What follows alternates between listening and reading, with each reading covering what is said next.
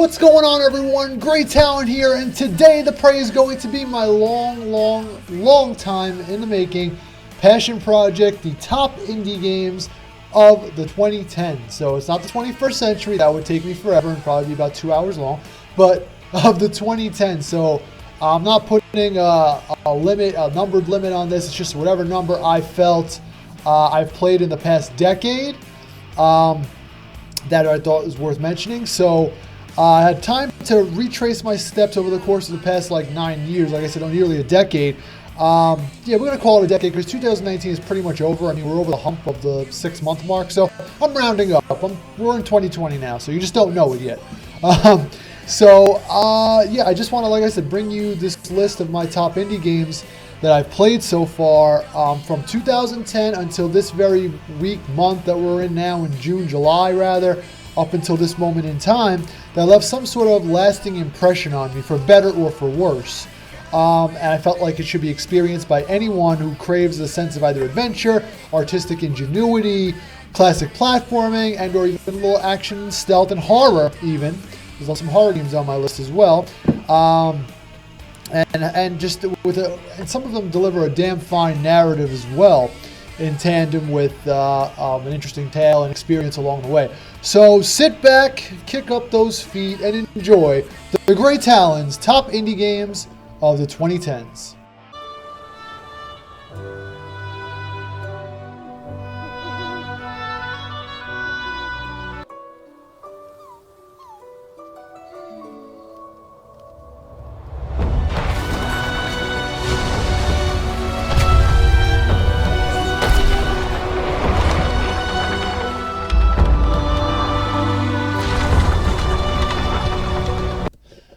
Number 28, in this little Arctic-like platforming puzzle game, Never Alone takes you on the role of a girl named Nuna who has a little Arctic fox as a companion, in which she sets out on a journey of survival, as the game embodies the tales of the Alaskan Inuit tribes and has spiritual messages along the way.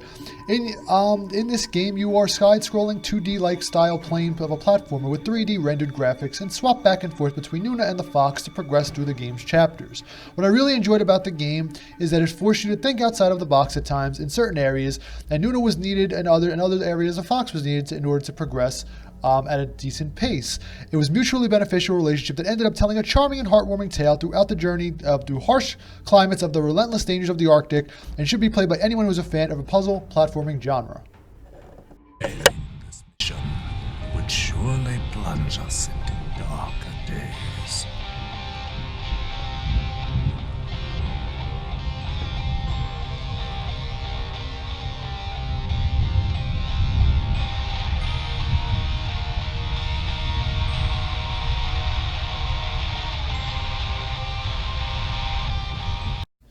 Now here is a little 2D side-scrolling action RPG that is nevertheless a shameless clone of Dark Souls in every single sense. Salt and Sanctuary it's not a bad thing, but it draws heavily influence from the Souls series in both item and inventory management, and even upgrading your character's gear and arsenal reminds you of Dark Souls. There's hundreds of different weapon combinations for you to master, and can work on creating unique character builds a la Dark Souls, and even collect currency called salt that you over the course of time that you lose if you are killed, and you can all have to go back and collect them from the point you died on, which is a la Dark Souls as well, which will happen quite often as the game relies heavily on the stamina management system, in tandem with the whole blocking with the shield and parrying and whatnot. It does get very tough though, especially in the later stages of the game, and if you miss any key upgrade items like I did, you're going to find yourself having a very difficult time progressing. But unfortunately, I'm somewhere stuck on a bridge somewhere in that game with the Wyvern Dragon Boss because I missed an important upgrade item in the previous level. But anyway, it's an all interconnected world anyway. So if you're into the Dark Souls games, even though I had a tough time with this game, I have to recommend it because it's a really great game. It's very well made, well crafted. And if you're a fan of Dark Souls or hardcore RPGs, action RPGs, then look no further than Salt and Sanctuary.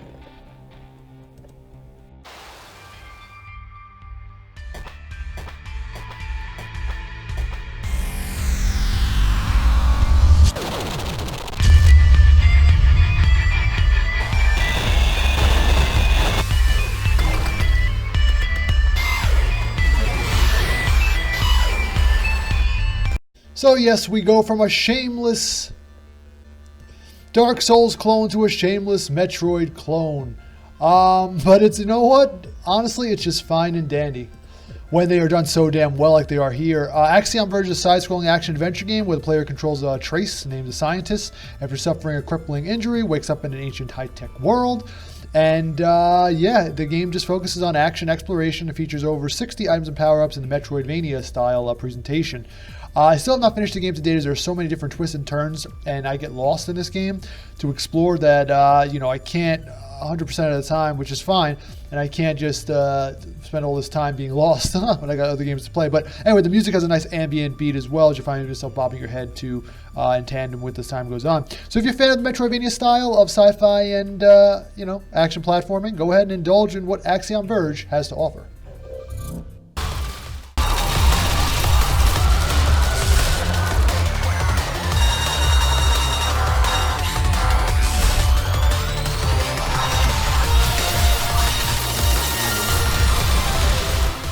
One part Contra, one part Galaga. Velocity 2X is a little short burst run and gun style action 2D sci-fi game where some sections pitch you in a ship moving vertical and vertical plane while shooting from horizontal as well as vertical areas, and other sections see you on foot shooting from left to right as you race against the clock in order to progress to the next part of the map. It was definitely one of my favorite short burst types of games to play when I did not have a lot of time on my hands, and missions are vastly numerous but also numerously short and are great to play on the go, which is why it came out alongside of the Vita as well in 2014. But it's for its on-the-go nature. So if you're a fan of running and gunning your way through a plethora of little uniquely designed missions and stages, then Velocity 2X awaits.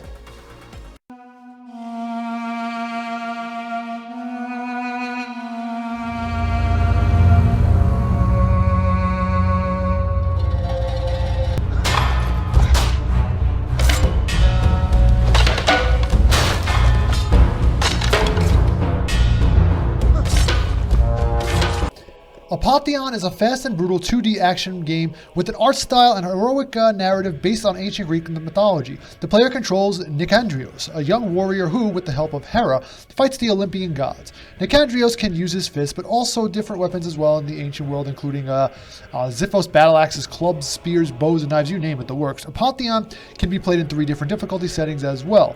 It basically looks like a Greek portrait and plays a bit like you would imagine a 2D side-scrolling God of War game would not play out. If Kratos died or 1 or 2 hits, that is. I checked this game out on a whim, and I was on sale one day on the PSN for like $5, and as soon as I started playing it, I was immediately hooked due to mostly its lore, as I'm a big fan of Greek mythology.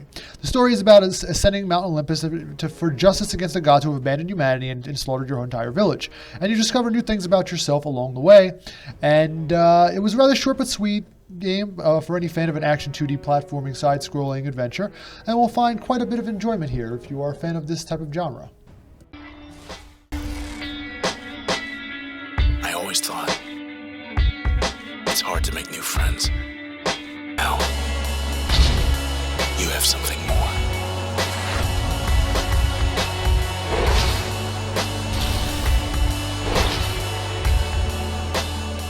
Transistor is an action RPG that utilizes an isometric point of view. The player controls the main character, Red, as she travels through a series of locations battling enemies known as collectively as the Process, in both real-time combat and frozen planning mode referred to as turn-based. Using turn drains action bars and like action points, ability points, like in traditional tabletop RPGs. So Red cannot use any other power while in this mode. So you also earn experience points after each battle and may collect new powers as well in the process. It features a bunch of different functions and it's very deep for a little indie game, and I really appreciated it. Different functions you can unlock, different gears and little like slots and tech slots and everything. They're really, really good. So you know, you have limit breaks too, like kind of like resemble a Final Fantasy series and stuff like that. What I really enjoyed about Transistor was that it's not your typical run-of-the-mill isometric design hack and slash shooting game, but rather it actually implemented a focus system which had in place, you know, like I said, when in place, you allowed you to stop time pretty much and formulate and coordinate your attack patterns and strategize, similar to a turn-based mechanic, which allowed you to coordinate your movements in tandem with carrying out attacks to gain upper hand against enemies and opponents in combat. It was developed by Supergiant Games, who at this point in time, in 2014, made a game for themselves, made themselves known in the indie market for creating quality games with a strong narrative and a compelling gameplay. called Bastion in 2011 that was really good too. And Transition to Here is actually a great follow-up and should be played by anyone who loves a bit of strategy in their action games.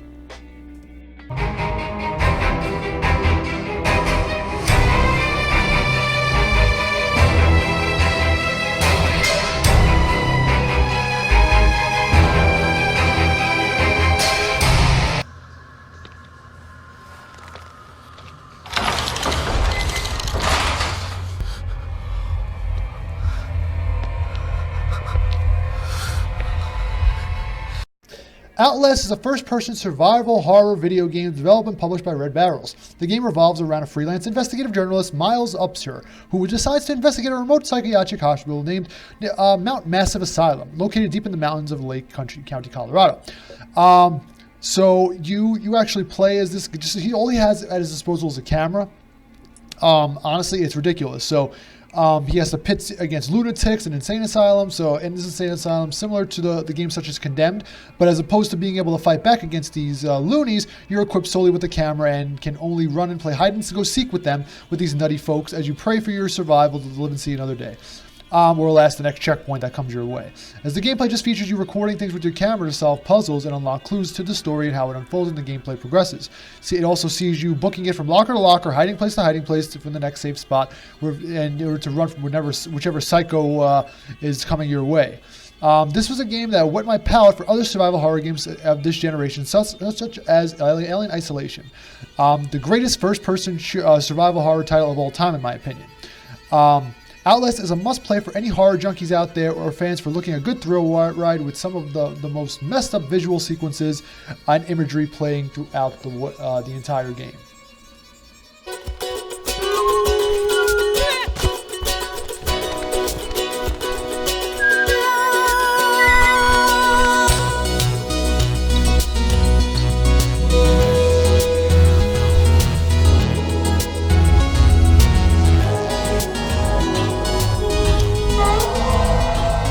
So yes, if Yoshi's Crafted World is the most chill-ass game of 2019, then Wandersong is the rival for 2018 on the indie front.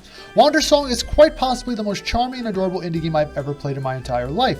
You take on the role of a simple, nameless hero who happens to be a singing bard, who sets out on a journey to save the world that is filled with vibrant colors and whimsical characters and delightful melodies. And being a bard, the majority of the powers at your disposal rely on the power of song, where you will find yourself playing many Simon Says-esque memory games and memory action moves in this little heartwarming platformer. The writing is hilarious at times too, and will have the game poking fun at itself by breaking fourth walls a la Deadpool all over the place during the course of the game. It's actually not hard or difficult at all, and I love these types of games, laid back and chill type games from time to time, especially after playing a relentlessly challenging game such as Dark Souls or Bloodborne or something like that title. From kids to adults alone, anyone will find enjoyment out of this sincerely, astutely uplifting game. Expanded.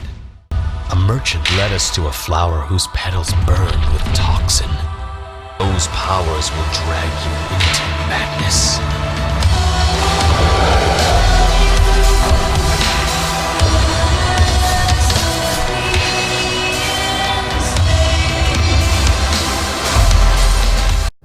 Okay, so if you're a stealth junkie who happens to love 2D side-scrolling mission-based games, then consider Mark of the Ninja your peanut butter and jelly of sorts. It blends together brilliantly executed stealth action segments that allow you to topple your foes while being unaware of your presence in various ways while progressing to the next stage or screen. It is as a roguelike element too, meaning that you will die in one hit and be forced to replay part of the part over again from the previous checkpoint. But it is not a fully roguelike game like Dead Cells, where if you die, you're forced from any part of the game, you're forced to start over from the beginning without anything. I really don't do those types of games, and Dead Cells will not make this list, I will promise you that, even though it's an honorable mention. But anyway, to evade your enemies, stay out of their line of sight, and you can take them out in so many different, vastly, uniquely ways, or you can even sneak past them if you choose to do so. There are torture tactics too, meaning you can strangle enemies grotesquely while being perched and with the rope dart, while they are distracted by means of firecrackers or another diversion device that you have at your disposal. And the story revolves around rival ninja clans and has you in the shoes of an unnamed ninja assassin who is tasked with rescuing a sensei, and the story just snowballs from there in some kind of devious plot revolving around like toxins and gases and stuff, and destroying the world, of course. It is a very challenging game too, requiring you to use all your cunning and wit to sneak around without getting caught. But if you're up to the challenge, Mark of the Ninja has your back. Here and then some.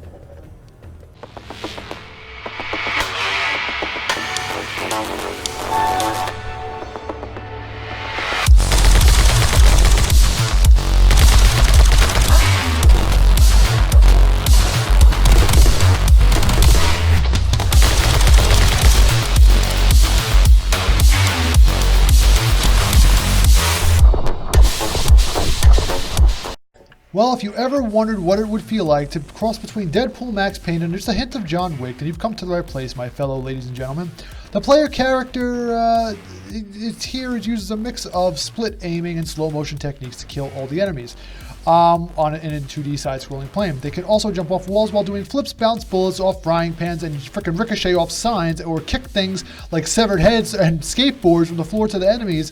It's ridiculous, folks. Players are awarded with bonus points for any of these extra special kills, like firing a frying pan to kill enemies, or fly through the air and fucking rappel down wires and chains like a badass throughout, while performing such feats and techniques that are comparable to doing the fucking best goddamn ballet dancing of death of bullets you can do. If that ballet dancing happened to be had a murderous friend to boot, that actually is in the form of a banana. But yeah, anyway, this game is just so weird and strange. It has to rank on my list, even though it just came out a few weeks ago. And after suffering from such bizarre and wonky controls and, you know, awkward gameplay moments, it's still really worth it, and honestly, because it's my cup of tea and it makes the cut. The soundtrack also reminds me of something out of John Wick, out of freaking Club Raves, and that is a mega bonus for me as well. You can also take orders from, like I said, a psychotic banana, so if that isn't enough to pique your interest, I don't really know what is.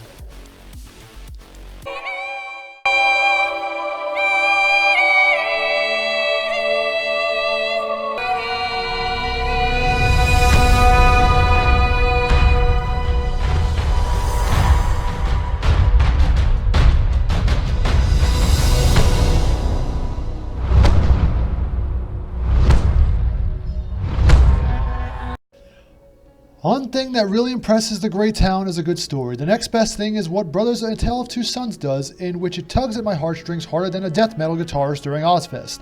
Another way to make his day is to have an ingenious gameplay mechanics that utilize simple yet effective system of cooperative based play. The games in this day and age are starving from. From the mind of lovable yet eccentric European man named Joseph Fares, Brothers: A Tale of Two Sons is a co-op game built for one or two people, whichever you like, which undertakes a tale of two brothers who, right after their mother died, besets the brothers on a quest to find a cure for their dying and ailing father of an illness that can actually just roller coasters rides from there. And it's an emotional journey. It's only a short 4-hour game, but honestly, the gameplay consists of an overhead view camera where you control in a linear objectives in an interconnected map that takes you on quite the journey, solving puzzles to try to get past obstacles in your path while using cooperative style gameplay. It is a puzzle platformer at its core and utilizes both joysticks to control each brother if you are playing solo. A bit of some awkward controls if playing alone. The payoff is truly worth it in the end, and I assure you that you will find yourself quite satisfied at the end of this bittersweet tale of loss, survival, and hope. From the wharf to the wild, you gotta hand it to the Calamity. It did the job quick. Or even that shrine, in case the gods ain't dead. The Calamity gave us something else. A story. Another delectable little treat from Supergiant Games, their first actually big hit, comes in the form of the older isometric design action RPG Bastion, in which you were put the indie developer on the map. Then this level structure, heavily story-driven action title, which featured a verbal dynamic narrator whose voice sounded like he chugs down a vat of whiskey daily. You take on the role of the Kid as he moves through floating fantasy-themed environments and fights enemies of various types while traversing through various locales, from forests to cities to even swampy bogs, to collect shards at the end of each stage and fragments which you can use to upgrade your arsenal. What I really loved about this game is that its artistic style was genius, as well as its narration. The narrator made the game come to life quite sincerely as he commented and remarked on anything coming across your path within the game itself, from using either certain weapons or a character's performance, even subtle plot details, makes it feel like someone's reading you a compelling audiobook at times, and I'm telling a really good story. Almost a decade old, Bastion to this day would be a game that I would be able to pick up and play on the fly anytime, and you should too, as it is truly a great experience. You know how I feel about what's happened to your family. I feel your pain as if it were my own. House Forrester is a northern house loyal to the king. Are they? Yes, Your Grace. I can handle Ramsay Snow. He doesn't scare me. These are hard times, and the only way to solve our problems is with iron and steel. Yes, before the downfall and the inevitable bankruptcy of Telltale Games, they were once the kings of the indie front and delivered a substantial amount of quality titles, and while over time lost a lot of its luster in some of the later games before they shut their doors, there are a few franchises that they took on in the beginning, few years in the middle there, that had an impact on the gaming industry, and a few of their games resonated with me quite a bit over the past decade. While the formula remains constant and simple for the Telltale Games series, meaning it was just pretty much point-and-click narrative-based games, which choosing unique dialogue choices in order to have different and unique outcomes by the end of the game's last episode in the series. The game engine they used for the graphics performance was potentially the same up until the company closed its doors, and by that time some of its later released games of the decade received some graphical and technical poor performance errors. But with that set aside, there were some games worth noting, like the Game of Thrones Telltale series here, which was supposed to be a return to for Season 2 but got canned when the company ran out of cash. The story follows House Forrester in an unlikely series of unfortunate events which sees their entire family ripped to shreds that would even make the House Stark go, "Damn, that's cold." It featured a cast of memorable characters that took place in parallel to the events of the actual Game of Thrones television series, which for each episode took place within a different season of the show, I believe. I think there were 6 episodes and ran all the way up until the end of the 5th season of the show, and I believe it was a great concept, but in the end, honestly, it was just sad, and it did not get the recognition it deserved, or have it already pre-produced Season 2 of the game to back it up. Honestly, I really enjoyed this game. It had a really great story to tell, and I would play it again in a heartbeat because I honestly enjoyed it more than the series finale of Thrones, but that's another story for another day. Doing this. Step out of the shadows. Don't let tombstones be your family legacy.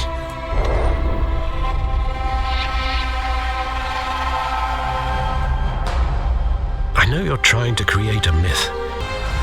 Your father despised men like Falcone. No one has ever managed to bring him down. I haven't tried yet. Come on! A fire is heading this way. Yes, even the Caped Crusader has a really good storytelling from that of Telltale Games and a couple of years prior for them closing up shop. The story was just so dark and twisted, and had Troy Baker, superstar, voicing the Bat as well, who actually gave Kevin Conroy a run for his money. The end of the final 5th episode of the Season 2 features such a dramatically brilliant plot twist that it is a must-play for any fan of Batman to truly appreciate its ambition.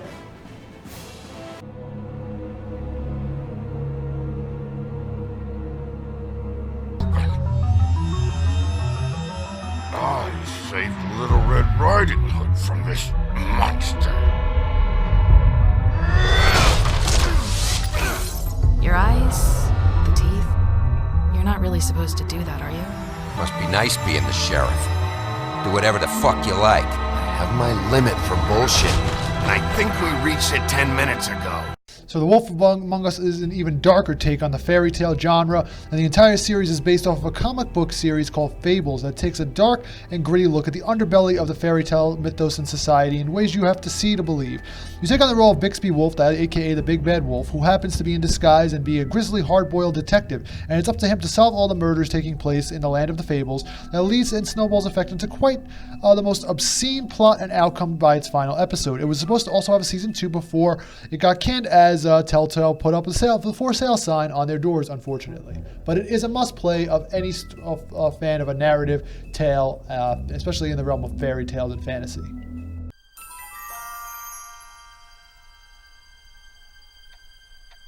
I'm telling you, this sale is a joke. Doc's only been gone for a few months, and I happen to know... Well, you know him better than I do, son. But the bank is within its rights to sell off his stuff. What to do? Good luck.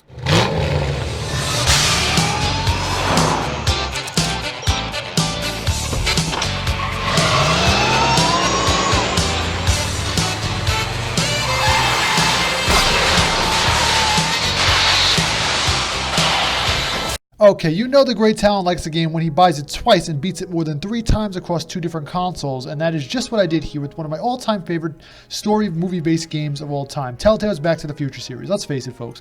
It's the absolute closest thing we'll ever get to the Back to the Future Part 4, and I am okay with that. It features part of the returning cast as well, from mother-loving Christopher Lloyd as Doc Brown, even Thomas F. Wilson as Biff Tannen. Even Michael J. Fox shows up for a cameo in one of the final episodes.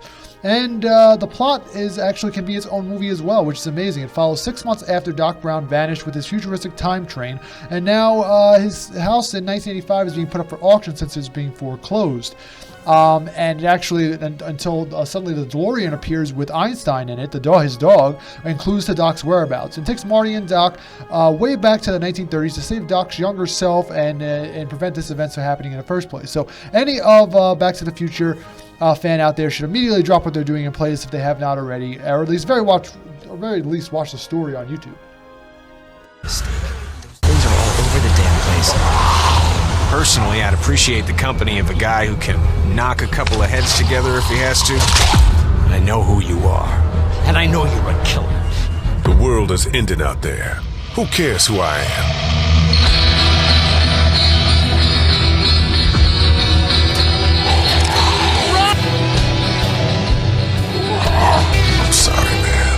So even though it is not in my #1 slot for indie games of the past decade, it is number 1 in my indie game list for Telltale in this decade. The Walking Dead Series 1 from Telltale Games is and was still the absolute best iteration of any works they have ever done, delivering stunning performances all around and tell such a harrowing story and tale of unlikely individuals, 2 of which in particular, who traveled together and developed such a bond that will only end when one of the most stunning displays of an emotional powerhouse of the story that it was. Yes, it made the great Talon tear up and damn near cry for the first time I've ever experienced it, and I played this game at least 3 times over because it is just that damn good.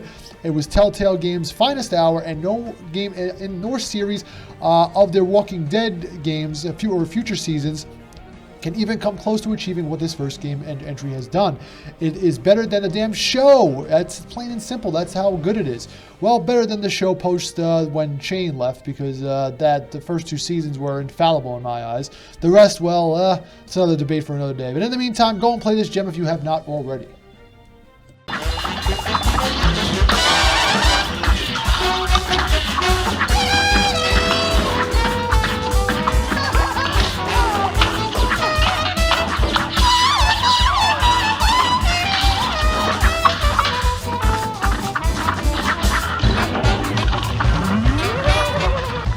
So if your grandparents out there ever wondered or desired to have a game that was hand-drawn and features the same animation as Mickey Mouse used in the 1930s and 40s, then look no further than Cuphead. It is in this tough-as-nails run-and-gun shooter. You will have to rely on your timing and channel your inner Spider-Man Jedi Master reflexes to make your way through either two types of levels. Either a Contra-inspired run-and-gun level where you have to continuously shoot at your targets while running horizontally in a 2D plane, side-scrolling from left to right, while trying not to get hit or you will die in a few hits. The other type is simply stated as a boss fight, where there's nothing simple about any of these bosses or any of these levels in this game. They are intricately designed in multiple boss phases to test your endurance and stamina. And if you should happen to fail or die, which will happen quite often, I guarantee you, you will have to do the entire stage over again from the beginning. There are no middle checkpoints or anything. The game, though, is stunning to look at, and its hand-drawn models provides a difficult pursuit of breaking off to the deal with the devil that the story revolves around, with 2 little Cupheads gambling with the devil and having to go through a treasure trove of demonic little stages and bosses in order to pursue and sever him and sever their ties from him. It also features local co-op as well, where it features RPG-like elements where you can purchase and upgrade Cupheads with new abilities and defensive charms to make the onslaught a little more bearable as you soldier your way through the game. I still have not beaten it to this day, as the game is really, really hard. It's probably the hardest game I've ever played in my entire life. But, well, that's another list for another day. But it has not stopped me from listing it in here, as it is one of the must-play indie games of this past decade.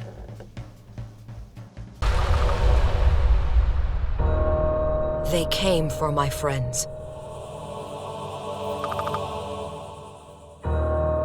They came for my family.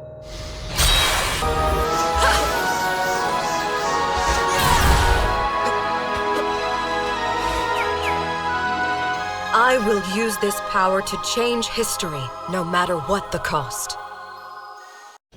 Time Spinner is an action platformer wherein the player controls a time messenger. The gameplay is similar to all of the Metroidvanias out there and has a save system reminiscent to Symphony of the Night. You are able to explore the castle and its surrounding grounds while finding upgrades that help you make your journey more effective. That includes a double jump also, as well as obtaining masks and other characteristics. The player can use a familiar also, which will allow the main characters around to help during their battles. Honestly, what I love about this game the most is its seamlessness and its fluidity, and it's why it's ranking so high in my list. While I'm still working on finishing it as I create this list, I know it within my heart to immediately propel it to near the top of my list of indie games of this decade, because I can see myself putting countless hours into this game because it has a Castlevania Symphony of the Night-like feel, and before setting it aside, it is just that fun and addictive and deserves to be played by any of you out there who have the touch and sense of fantasy as well as adventure.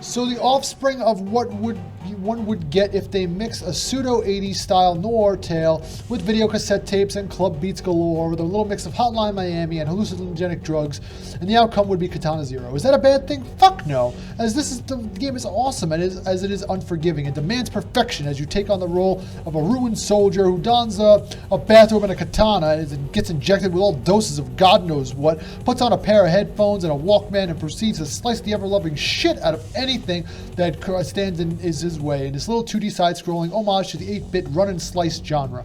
And it surprisingly has an interesting story to boot that will leave mystery boxes everywhere as the story progresses. Like the writer was collaborating with J.J. Abrams and the rest on the set of Lost, the last Star Wars movie. While you do die a lot in one hit, so do your enemies, and it's kill or be killed in this fast-paced action romp that will leave you yearning for more, slicing and dicing your way, making throughout the game's 10+ stages.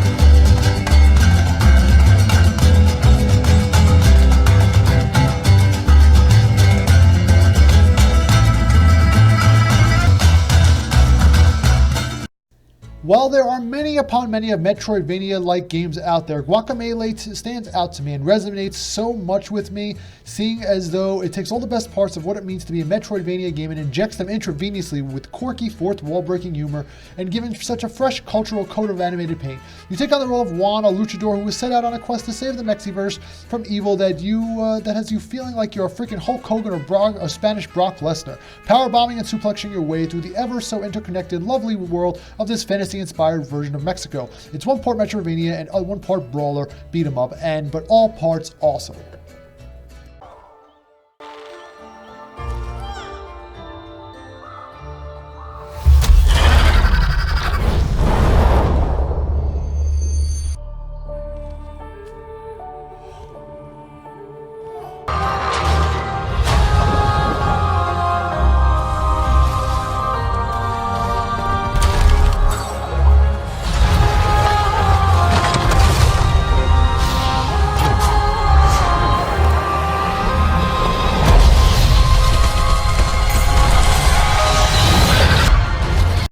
Ori and the Blind Forest is a 2D platform game. The player controls Ori, a white guardian spirit, and Sane, who is the light of the eyes of the spirit tree. Ori can jump and climb and use other abilities to navigate. Sane can shoot spirit flames in combat. to combat enemies and break obstacles. Ori is required to interact with their environment and jump through platforms and solve puzzles. Ori is also faced with a ton of different challenges, and the player helps Ori collect them in forms of shards, upgrade abilities, and whatnot. The game world unfolds to the player in, of course, the style of Metroidvania. Honestly, what I adored about this game the most is what it offers was both the musical score as well as its artistic design. It was candy for the eyes throughout and had such a deep and elaborate color system in place that you could not take your eyes off it for 1 second. And for a game to achieve that in tandem with the rest, what I just described is something truly special in this day and age and should not be missed by anyone in favor of our beautiful artistic design with wonderful gameplay mechanics, a sensational, heartwarming story, and a beautiful, beautiful adventure from start to finish.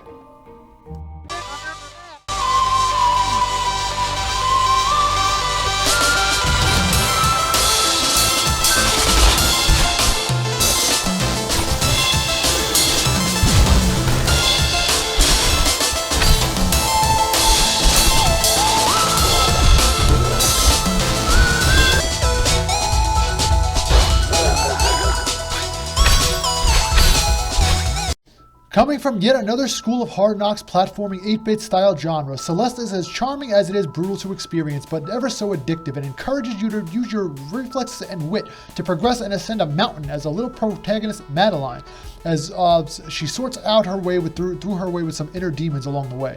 Accompanied with a catchy soundtrack and a memorable characters alike, Madeline's journey from the mountain's peak never got old for me at one single moment. I would gladly go through and collect all those little strawberries and mixtapes again in a heartbeat, as Celeste is one of my all-time favorite little indie games that could.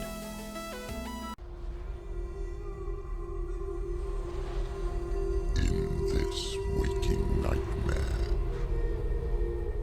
where all dreams come, to these gods you cannot pray.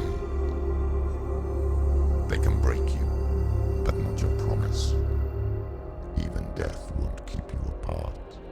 Through his darkness you will find him. In your sword still beats a heart. Love unspoilt by your darkness within. You fought for your dreams. Now there's no way to win. Okay, so while technically not an indie studio anymore after being purchased by Microsoft, Ninja Theory published their own little psychotic masterpiece here that delves into the mind of a mentally tortured soul who has a split personality while taking place in the Norse mythology Vikings era. Hellblade follows Senua, a female warrior who must make her way to Helheim by defeating otherworldly entities and facing their challenges in order to rescue the soul of her dead lover from the goddess Hela. In parallel to the game acts as a metaphor to the character's struggle with psychosis, as Senua, who suffers from the condition between which she believes to be a curse, is haunted by the darkness, voices in her head known as the Furies, and memories from her past. The combat is reminiscent to the likes of God of War, but has much more heavy emphasis on developing a strong and compelling narrative, in which it does, and it has some of the best Viking lore I have ever heard of transpired from a video game. It is best played with a pair of headphones too, so you can hear all the little voices within Senua's mind as the game unfolds. I beat it twice, and you should actually all out there at least experience it once, as it is one of my favorite mind-fucking indie games of in 2017 that will leave you quite pillaged of all senses by the time you reach its bitter end.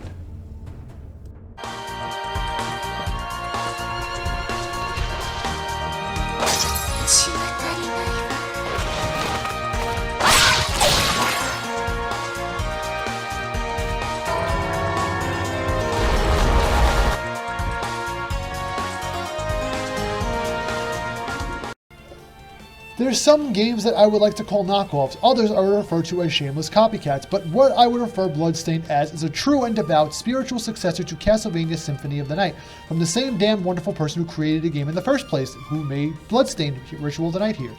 Bloodstained is so brilliantly executed, from the brainwashingly melodically infused musical score to the near identical addictive Symphony of the Night-like combat and upgrade system. You will find yourself consumed and enthralled with the instant, timeless classic of this day, new day and age, with this almighty juggernaut at the helm here in this indie game scene that Bloodstained Ritual of the Night is. You play as Miriam, who is part of the Alchemist Guild and besets on a quest to halt demonic-like presences from taking over the earth and her soul as well. From its Kickstarter beginnings to its inevitable showering of awards come to the end of this year, Bloodstained should not be missed by anyone who's a fan of the oldest style of Metroidvania known to man, what actually created the genre.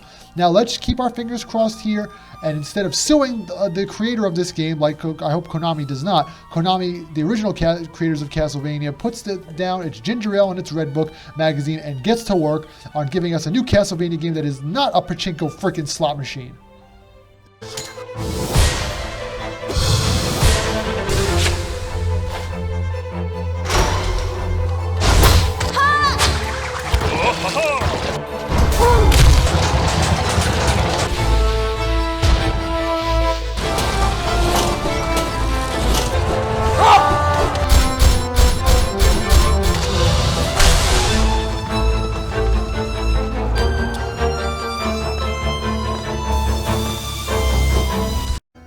So I'm not a fan of insects, not one bit, but Hollow Knight here has made me warm up to them quite a lot by the time I was finished, as it portrayed them in kind of an adorable sense, that is, if is even such a thing. Your quest against the likes of the Pale King and the fictional Hollow Nest is not without plight though. Do not let the looks fool you. This game is as hard as any Dark Souls game out there, which is what it models itself against, but it is done so rhythmically and beautifully that you will begin to think that Miyazaki-san himself, the creators of Dark Souls, had a hand in helping out the developers with this game. Hollow Knight does draw inspiration too from its Metroidvania-like structure and setup, but it more so embodies a life of its own while drawing back such callbacks to the Souls series in regards to brutal difficulty as well as stamina management and a loss in currency upon death. You can also acquire upgrades for your character to achieve spells and power-ups and unlock new abilities, allowing you to reach new heights or take down bigger foes or unlock different areas. So Hollow Knight is an adept teacher that demands you to be the best version of yourself that you can be, like any Dark Souls game. And if you're up for the challenge, you will find a lot and a big ton of reward here to be quite lucrative by this journey's end in this adorable, charming, yet brutal little adventure.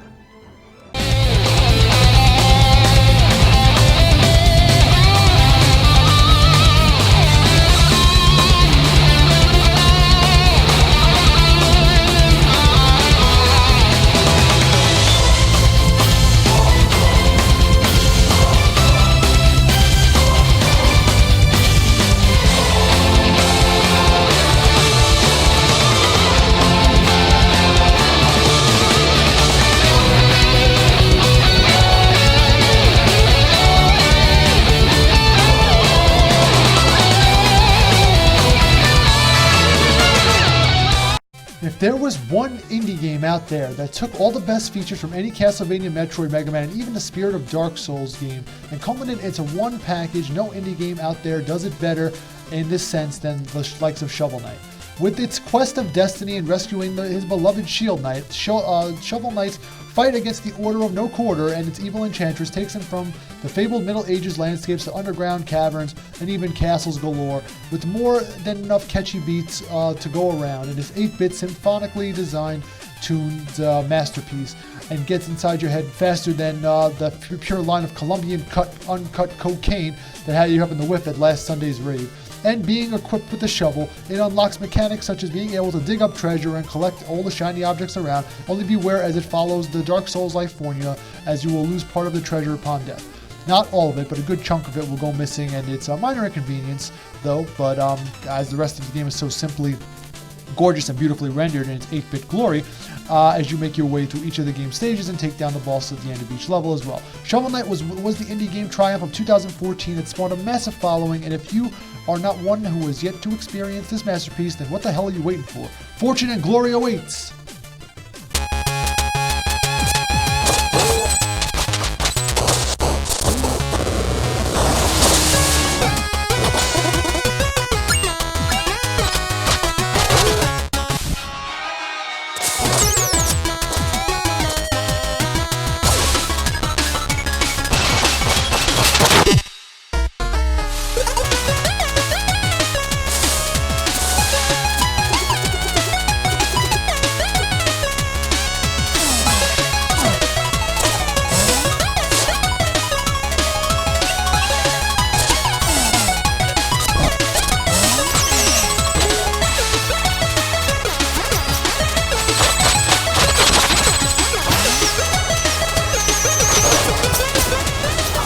Now, how much better can we get than Shovel Knight, you may be pondering to yourselves? Well, when you take everything from the aforementioned Shovel Knight, including a stellar soundtrack, and fuse it together with all of the best moments from the classic Ninja Gaiden trilogy, minus the near impossible difficulty, accompanied by a transient graphic scheme swapping from 8-bit to 16-bit on the fly that unlocks new gameplay elements as you progress, then you get my favorite indie game of this past decade. The premise is also simple, yet turned into a time-bending traveling opus, as initially you are tasked with delivering a simple scroll to the Western hero who will save the world from the Demon King, and it just snowballs from there, and you begin to discover that you're much more than a simple messenger as time unfolds. Equipped with some of the best-looking graphics and smooth as butter gameplay mechanics to date, you traverse numerous locales with vibrant colors, rich and rewarding combat that is not too hard yet not too easy, and in the end come out feeling like a true ninja-bearing hero of friggin' time and by your journey's end. And it's not over yet, as the new free DLC is coming out in a couple of weeks too, and you can bet your bottom dollar and your asses I'll be playing it as soon as humanly possible, and you should too, as this is possibly one of the greatest indie games ever crafted. Okay folks, so in conclusion here, I would like to first and foremost thank you for stopping by, and if you've made it this far to the end, the 47-minute mark, I give you my sincerest thanks, as it means a lot to me, and I feel that indie games are the industry's future and its present, so alike. And since the AAA side of the industry has been shitting the bed as of late, and we looked forward toward our new horizons and find ourselves coming full circle to the games like these indie games here that are reminiscent of our past, while providing a sense of fresh and exciting new ventures as we move into the future.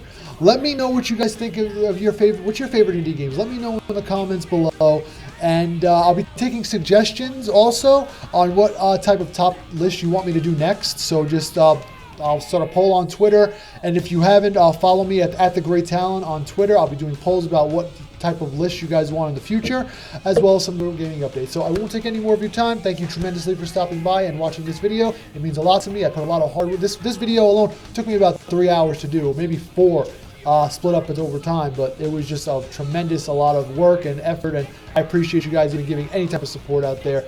Like and subscribe, that's the best way, and comment, that would be the best way to support me. I'm not asking for anything. I'm not even looking to monetize this channel. I just want like some type of like notoriety, some type of like recognition. That's pretty much it. But anyway, that being said, you guys have a great day, night, and life, and I will catch you on the next one. Thank you for stopping by.